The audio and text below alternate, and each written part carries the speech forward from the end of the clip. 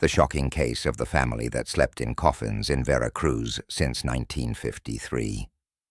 No one was prepared for what this group of young people found in an old wooden house, hidden among twisted trees and dense undergrowth, on the outskirts of San Andres Tuxtla, Veracruz. It was not a joke, nor an urban legend. In a forgotten, damp, and dust-covered cellar, they discovered the unthinkable. 4 wooden structures, lined up on the floor like old beds, but in shapes and proportions that made one's blood run cold. Inside them, perfectly arranged, lay 4 motionless bodies, with pale blankets and heads resting on pillows as flat as the silence of that room. The walls were covered with old religious images, many deformed by humidity, and in one corner a consumed candle still showed traces, as if it had been lit not too long ago. One of the young men held a hard-bound notebook in his hands with worn letters. Maria del Refugio, 1954. No one spoke, no one breathed. I am Burgo, and this is Mexico Prohibido. If you haven't subscribed yet, I invite you to do so now. What you are about to hear is a story that cannot be forgotten.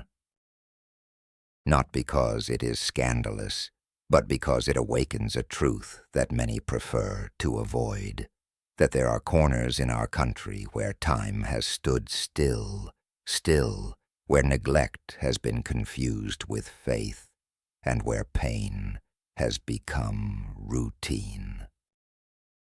I promise you that at the end of this narration, you will look differently at the mountains surrounding your city, the silence in old houses, and the faces of some old people who still walk with downcast eyes. The story begins in 1953, when a young woman named Maria del Refugio, just 18 years old, decides to escape her life of poverty and loneliness together with her second cousin, Jacinto. At that time, marriages between relatives were still tolerated in rural areas, especially when there were no resources or options outside the family circle. Jacinto's father had been a gravedigger in a forgotten cemetery, and before his death, he left them a small property on a hill, surrounded by trees and without direct access via main roads. There was no electricity, no running water, no close neighbors. Only a wooden house with a stone foundation and a cellar that had once served as a coffin storage. Maria and Jacinto, deeply religious and convinced that the world was corrupt, believed that isolation was a divine command. According to the texts they found among Jacinto's father's belongings, sleeping in coffin-like structures protected the soul from the sin of the body during sleep. What began as a symbolic belief gradually became routine. They built with their own hands 4 dark wooden beds, long, narrow, with high sides and reinforced corners. They placed them directly on the floor of the main room, perfectly aligned, facing east, and every night, Maria and Jacinto lay down there, their hands crossed over their chests, murmuring prayers that no one else remembered anymore. Over the years, 4 children were born. None were registered. None were taken to a doctor. They did not know what a school, a street, or a city was. From an early age, they were taught to sleep in these beds, wrapped in blankets made of old fabric scraps, while their parents recited Bible passages and warned them that outside that house there was only sickness, fire, and damnation. The outside world, they were told, had been dead since 1953. In a diary found next to the family portraits, Maria del Refugio wrote in trembling handwriting, "Today, Susanna turned 5. She has gotten used to her box. She no longer cries at night. She believes that dreaming in it is truly seeing heaven. Jacinto, she wrote on another page, said they had remained faithful to the plan. On another page, she recounted that one of the girls tried to sleep on the wooden floor and woke up the next day with a fever. The punishment was just. It would not happen again, she noted. The scariest thing was not the shape of the beds. It was the way they were organized. Each member had a fixed position, a routine, a different prayer depending on the day. Apparently, the family lived in a mixture of distorted faith and inherited fear, as if they carried a spiritual debt that could only be paid through isolation and silence. In 1974, something happened that could have changed the course of this story. A volunteer teacher named Clara Hernandez, just 24 years old, had come to the area as part of a rural literacy program. During one of her walks between the villages, she saw a little girl gathering herbs near the stream. She called to her, but the girl ran away wordlessly between the trees. Clara followed her, fascinated, and discovered the roof of the house among the bushes. She approached, but before she could touch the door, she heard chanting from inside, like quiet prayers. She shivered and backed away. The teacher returned to the nearest community and told what she had seen. No one took her seriously. Some said she had found the famous gravedigger's house, a scary story they used to frighten children. Others mocked her, assuring her that she had mistaken a vagabond for a little girl. Despite the ridicule, Clara persisted. She gathered food, children's books, some clothes, and returned to the place alone. This time, she was received by Jacinto, who, with a trembling but firm voice, denied her entry. He said his children needed nothing from the world, that they were complete and pure, and that her presence would only bring darkness. Clara did not give up. For months, she tried to persuade the community to send social workers, doctors, or officials to investigate, but the files were lost, the requests were ignored, and the story was buried under indifference. Until one day, returning for the fourth time, she found the house locked with a carved wooden cross above the door. No one answered her calls. No one saw the family again. Decades passed. The vegetation grew. The path disappeared. The story was reduced to whispers among the elders. Until 2023, by pure chance, a group of young digital explorers, attracted by stories of cursed houses, found the entrance to what looked only like a ruin. But what they found inside was much more than that. The smell of dampness, objects frozen in time, walls that seemed to have wept for years, and those beds, those 4 perfectly preserved structures, as if time had not dared to touch them. Maria's notebook was still there, with the last note from 1981. Today, we close the door. If anyone opens it, may they pray for us. We sleep in peace because we were faithful. What happened between 1981 and 2023 is still a mystery. No one knows if the family died there, if they left, or if someone helped them escape. But this image, 4 figures lying silently, shrouded in history and abandonment, still impacts those who have seen it. There are not many photos of the place. Only one blurry image, leaked on social media, where one can barely distinguish the human forms in their narrow beds, surrounded by extinguished candles and a cross on the wall.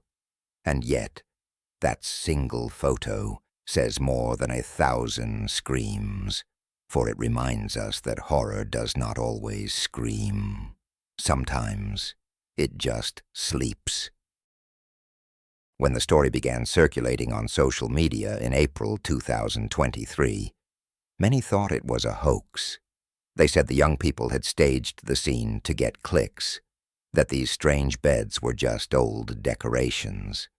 But those who looked more closely, who entered the place with trembling lanterns and bated breath, knew that this was not fiction. Everything was intact: the faded family portraits, the clothes still hanging on a wooden knob, the kitchen utensils from another era, and even a small altar covered with a white cloth, as if still waiting for someone to pray before it. One of the boys who had recorded the original video, identified on TikTok as RoboMar Explorer, said in an informal interview that he had never felt such a heavy silence.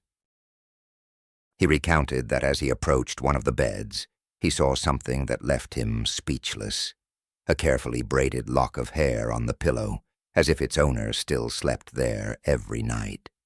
The image haunted him for weeks. It is even said that after the discovery, he repeatedly had nightmares and decided to delete the original video, although it had already been copied hundreds of times. That's when the story reached Doña Clara, the teacher who had tried to help the family almost 50 years earlier. Already retired, she lived with her daughter in Jalapa and immediately recognized the place. There was no doubt. This was the house she had visited in the 70s, the same one where the door had once been slammed in her face with fright. Her voice trembled as she remembered. She assured that what pained her was not the rejection she had experienced when trying to help, but the indifference of the authorities, who at the time had preferred to ignore her report so as not to cause scandals. Moved by the rediscovery of the place, Clara sent an open letter to the Secretariat of Welfare, pleading for a formal investigation. She asked at least for a dignified burial of the remains, if any existed. The response was lukewarm.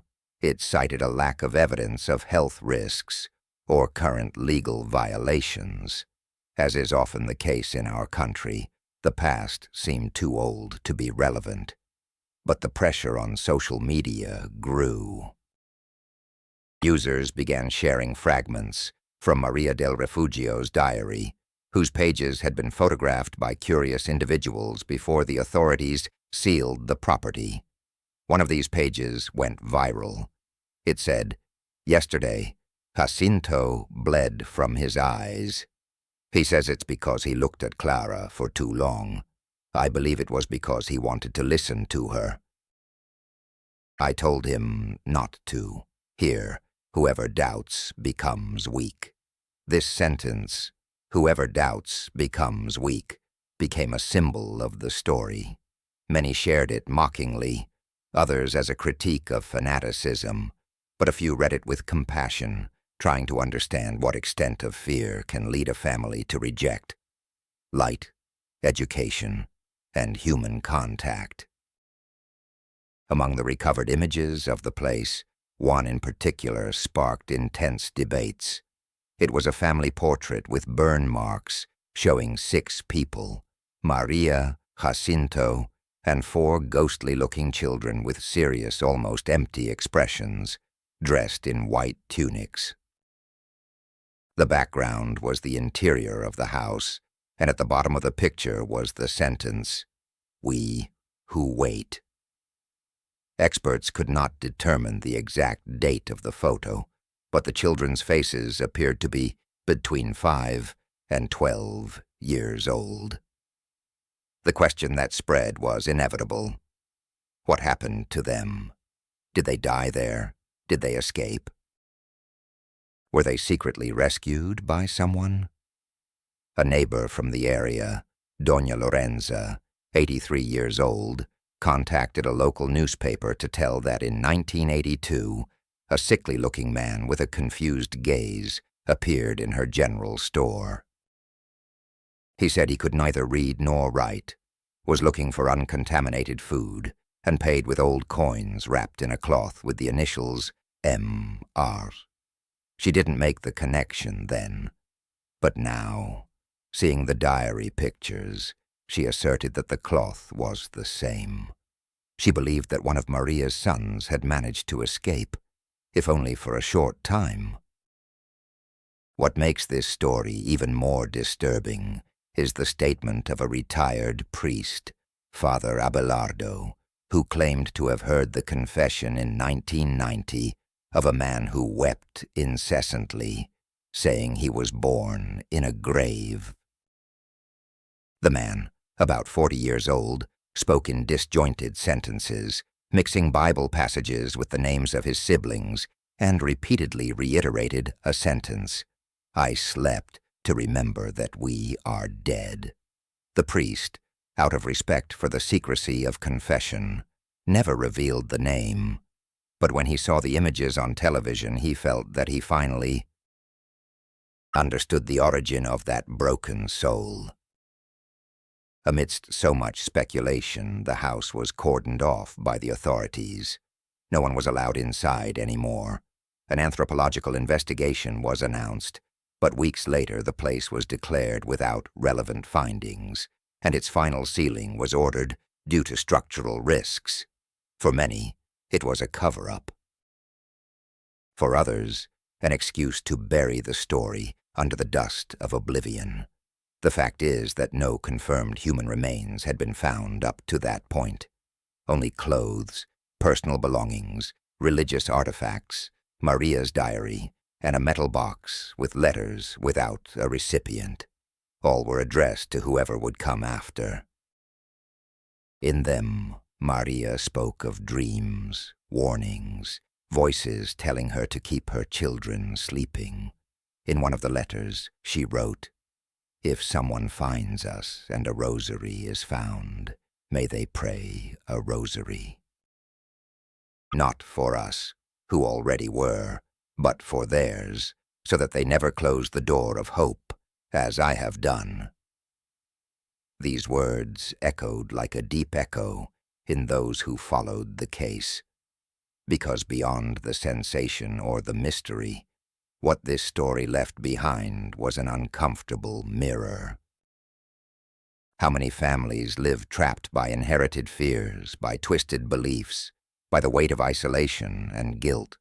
How many children grow up without knowing that there is a world beyond fear, beyond misinterpreted prayers? The figure of Maria del Refugio became tragic, not as a monster, but as a victim. A woman who wanted to protect her loved ones from evil, but imprisoned them in a cell of wood, prayer, and darkness. Was she a devout mother or a prisoner of fear? Perhaps both. The only thing we know for sure is that there are stories that don't need to scream to hurt. Stories that whisper from the depths of the forest, from a wooden bed, from a forgotten diary. And this one is just beginning to open its door. When the place was sealed by the authorities, many thought the story would end there, buried along with the debris, the dust, and the echo of old prayers. But the soul of a story does not die just because a door is closed. Something remained alive, pulsating, in the words Maria del Refugio wrote, with a trembling hand, in the empty gaze of those portraits, and in the deep silence that still hangs over that hill in Veracruz. And it was precisely this silence that motivated some to continue searching for answers, because behind the closed files, the inconclusive reports, and the institutional indifference, there were still loose ends, forgotten names, and invisible traces that continued to cry out to be seen. One of the most disturbing discoveries was made by an independent journalist named Mariana Zuniga, originally from Catemaco, who decided to investigate on her own after seeing the viral video. Mariana was not a sensationalist reporter. Her specialty was reporting on mental health and isolated communities. Moved by a mixture of indignation and compassion, she contacted Doña Clara and asked for access to the letters she had photographed before the place was sealed. What she found there not only shocked her, it possessed her. In one of the last letters written by Maria del Refugio, already in barely legible handwriting, with letters that ran like tears on the paper, it read, "The youngest child no longer wants to sleep. She says she hears footsteps at night, and my voice scares her. Jacinto says it is the devil trying to tempt us with doubts. I believe it is conscience." Mariana read this sentence repeatedly. Something in these words made her return to the area, even if only to watch from a distance. She could not enter, but she interviewed several farmers from the region who remembered hearing strange chants from the hill decades after the supposed abandonment of the house. One of them, Don Simon, 76 years old, said he heard what he thought was a nocturnal procession in 1995. His voice was low. He repeated unintelligible sentences, and what impressed him most was a rhythmic children's song, joyless, like a soulless prayer. He asserted that he did not go up out of fear, that no one did. That everyone said that place was no longer for the living. Mariana, far from dismissing the statement as mere rural superstition, began to cross-reference data, events, names, and found a disturbing pattern. Every time a stranger approached the house, something happened shortly after. An accident, a loss, a disappearance, nothing officially confirmed, but enough for the community to believe the place was cursed. But what truly took her breath away was a photo she managed to salvage from the archives of a nearby church. It was an old picture from 1976, taken during a local pilgrimage.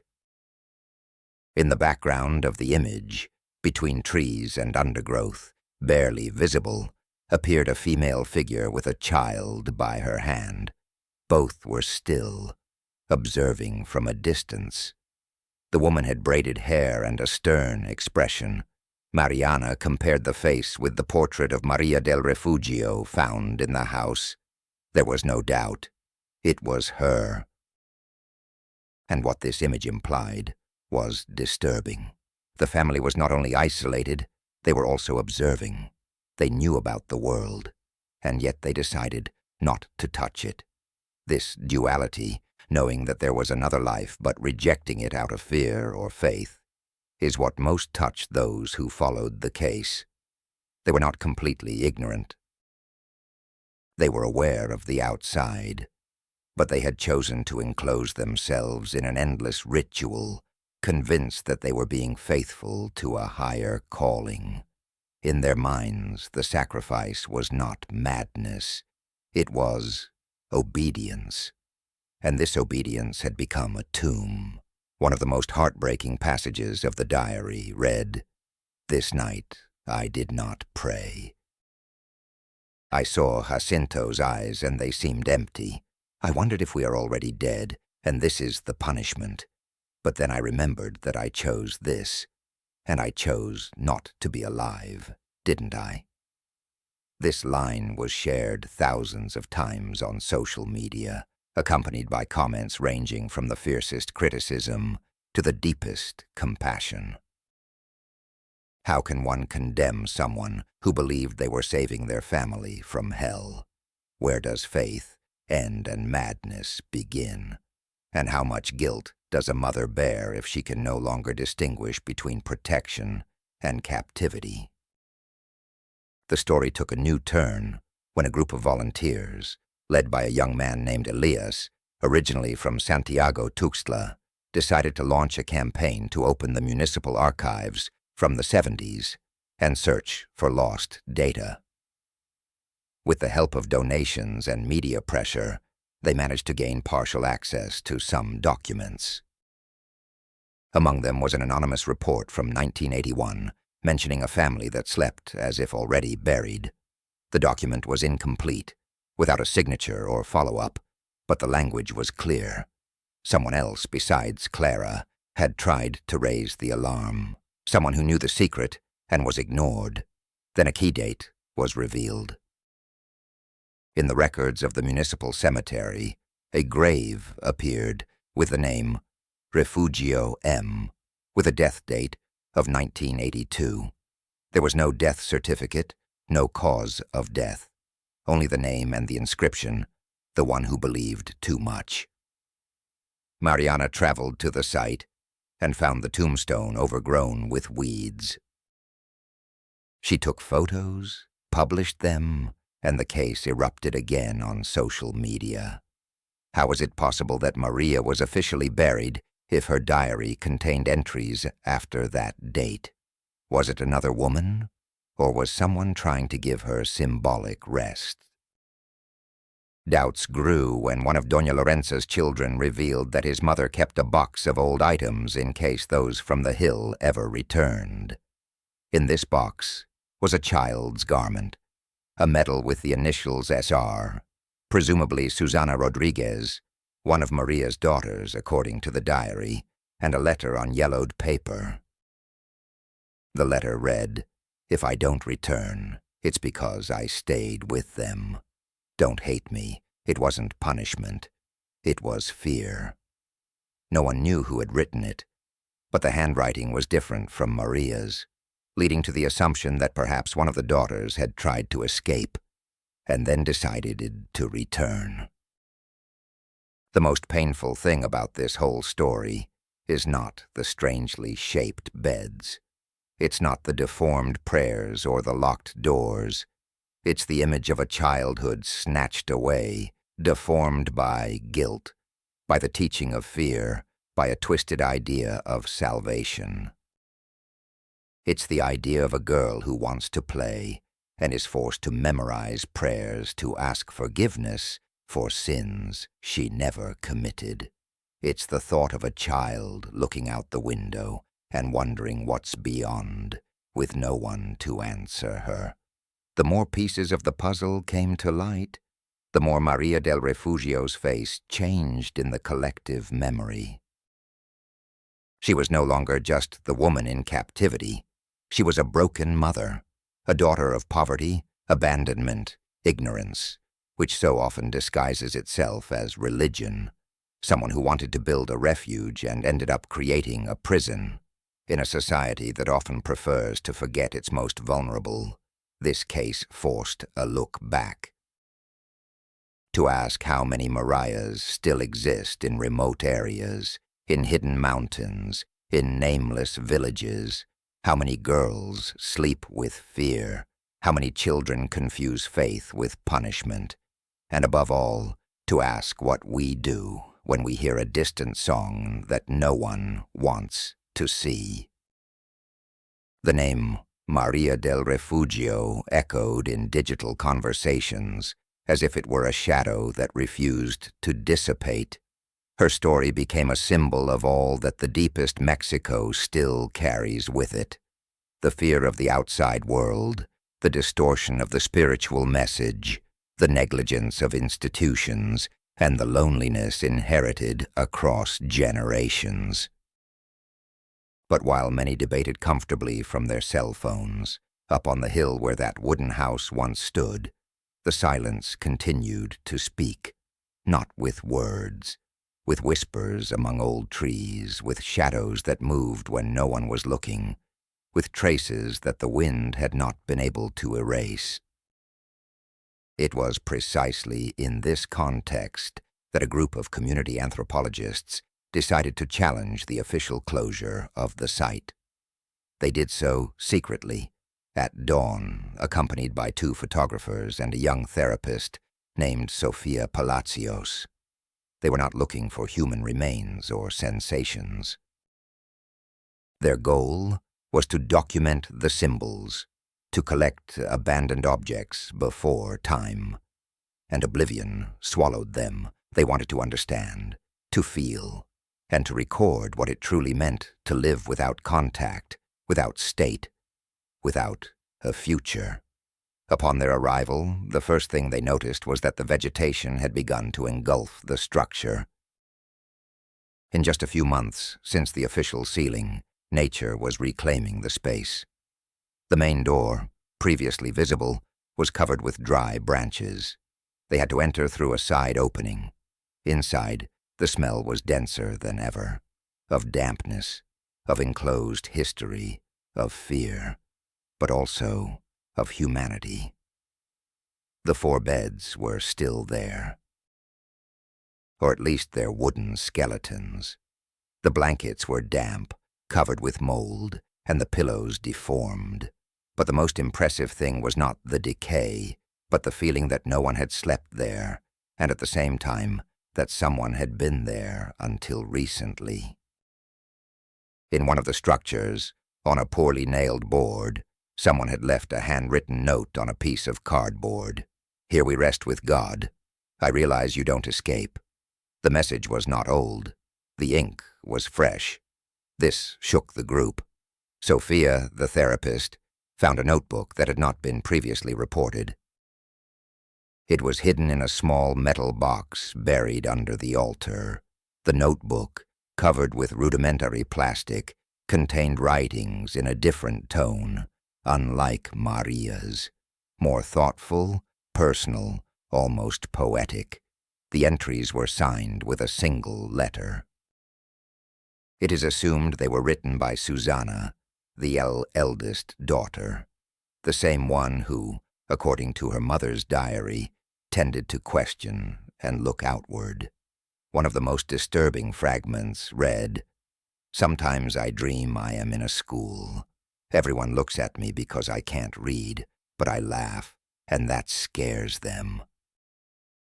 Then I wake up in my box, and I don't know if it was punishment or promise." Another, even more unsettling, said, "Mother doesn't understand. Father doesn't listen. But I know there are children outside who don't sleep like this, who play, who scream, who are not afraid of the sun." This notebook changed everything.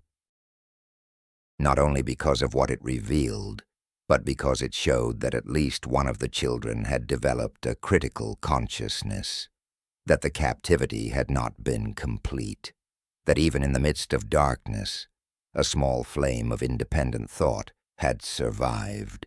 Sophia, reading these texts, wept silently. She said she had never read anything so pure, and at the same time, so tragic. A spirit blooming among ruins. The group collected the objects with extreme care. These were not judicial evidence, but memories. They carried small fragments with them. The medal with the initials, a Bible with margins full of childlike drawings, a doll made of fabric and buttons, and a broken mirror wrapped in rags. The most symbolic was perhaps a sheet with a child's drawing, 4 beds arranged side by side, with figures inside, and a 5th figure outside, with wings. Below it, someone had written in large letters, "Don't wait for me." The story took on a new dimension. It was no longer just the story of a family sleeping in symbolic coffins. It was the story of a daughter who wanted to fly, who understood that her world was an imposed construct, and that perhaps, just perhaps, she had escaped. The digital community reacted immediately. A petition was created to officially reopen the case. Hundreds of people began visiting the surrounding villages, searching for more information. The hill became a place of silent pilgrimage. But like any uncomfortable story, it also attracted resistance. The local parish issued a statement warning that faith should not be used as a spectacle or as an excuse to violate the privacy of the deceased. Some media outlets discredited the investigators, accusing them of emotional manipulation. There were also those who questioned the authenticity of the notebooks, although expert reports confirmed that the paper and ink matched dates prior to 2000. Sofia Palacios then decided to organize a traveling exhibition called Those Who Slept with God, in which she presented the objects, the letters, and fragments of Maria's diary, along with Susana's words.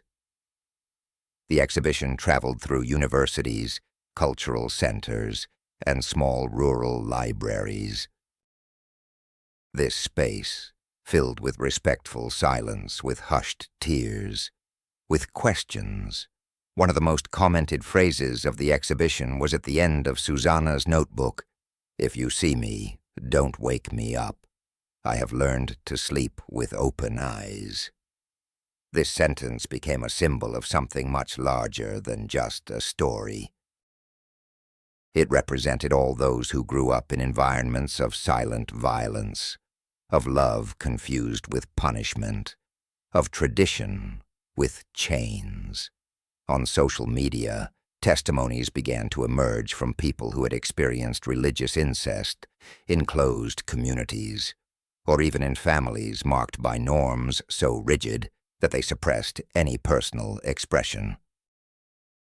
They said Susana's story helped them understand their own childhood, that for the first time they felt seen. And amidst all this, the big question remained. Where is Susana? Is she alive? Did she escape? Did she die there like the others? No one knows. There are no records. There is no body. But hope clings to each of her sentences, as if it were a sign, as if her voice, written on damp pages, could overcome the years to tell us that even in the darkest places, a free conscience can arise. Maria del Refugio seems to have sensed in her last writings that her daughter was different. In one of the last fragments, she writes, she asks questions that must not be said. She looks out the window as if it were a mirror. But I also beg her not to leave me alone. These words, harsh and vulnerable at the same time, summarize the drama of so many mothers caught between love and fear, between the desire to protect and the impossibility of understanding that protection can sometimes also mean destruction. Elias, the leader of the volunteer group, decided to place a discreet plaque at the foot of the hill, not with names, dates, or religious phrases, just a simple inscription, "Here they slept with fear, may they awaken in peace." The next day, someone placed a wildflower on the plaque. No one knows who it was. Perhaps a visitor. Perhaps one of the sisters. Perhaps the one who left. And so the hill became a symbol of something much larger, not of horror, not of madness, but of what happens when an entire society allows its forgotten ones to fade in silence, convinced that they are obeying a sacred will. Although in reality, they are only fulfilling a punishment without judgment. But even in this silence, a hope remains. Because as long as someone remembers, as long as someone listens, as long as someone repeats these sentences with tears, the story does not die. And what comes next can change everything. Months have passed since the story of Maria del Refugio and her family came back to public light. But its echo has not faded. Like an old wound that bleeds again when touched, its memory still carves a path among those who seek answers, who feel a connection without fully understanding why, and who see in it the reflection of so many other invisible tragedies that were never written in diaries or captured by cameras. Somewhere in Mexico, or in any other country, there are still children who sleep with fear, mothers who confuse faith with penance, and entire families who repeat cycles without knowing they live in an invisible cage. After the exhibition organized by Sofia Palacios, which traveled through several states and sparked countless spontaneous testimonies, a silent support network emerged, without big names or structures, but with a clear goal: to prevent stories like that of this family from repeating themselves. Not with pompous speeches, but with real visits to isolated communities, with active listening, with respect, and with humanity. Because if this case taught us anything, it is that ignorance does not always arise from contempt, but from neglect. And neglect is a crime committed quietly. A woman named Ana Lucia, who attended one of the presentations at the University of Puebla, approached Sophia at the end of the talk with tears in her eyes.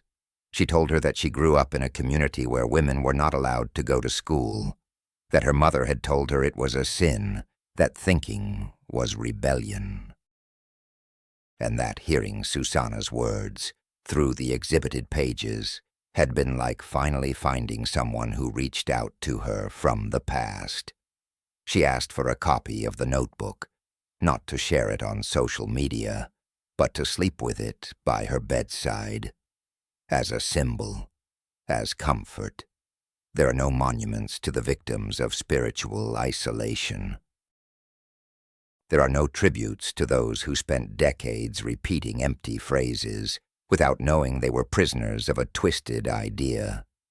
But the story of this family became an invisible monument for many, one that is not built of stone, but of memory.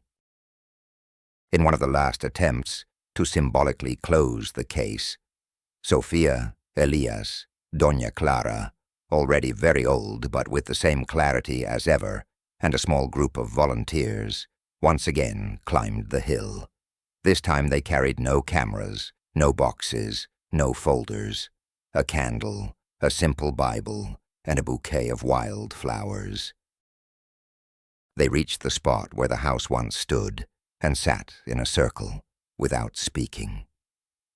For almost an hour, they did nothing but look at the trees, feel the air, and let the silence speak for all those who could no longer speak. Before leaving, Clara placed a handwritten note on a stone. "Forgive me for not shouting louder. Forgive me for believing I couldn't do it alone." And then she prayed. Not an Our Father, nor a church prayer. Just a whisper, almost a song. It said, "Where there was darkness, may memory sprout. Where there was fear, may voice sprout. Where there were chains, may a path sprout." That night, social media filled with messages. Not because of something viral or a scandal, just because of a discrete image taken from afar, showing 5 people in a circle on a hill with a burning candle in the center. The caption read, "We weren't looking for bodies. We were looking for souls." The impact was quiet, but profound. The story was no longer just one of horror, not even just one of accusation. It had transformed into a seed, into a warning, into a mirror, and perhaps into an act of faith. The faith that it is possible to break the cycles of silence. The faith that a girl who secretly wrote down her desire to fly somehow managed it. The faith that when a village remembers with compassion, something sacred is rebuilt. Because in the end, the story of Maria, Jacinto, Susana, and the others is not the story of monsters. It is the story of what happens when an entire society allows its forgotten ones to perish in silence, convinced that they are obeying a sacred will. Although in reality, they are only fulfilling a punishment without judgment. But even in this silence, a hope remains. Because as long as someone remembers, as long as someone listens, as long as someone repeats these sentences with tears, the story does not die. And what comes next can change everything.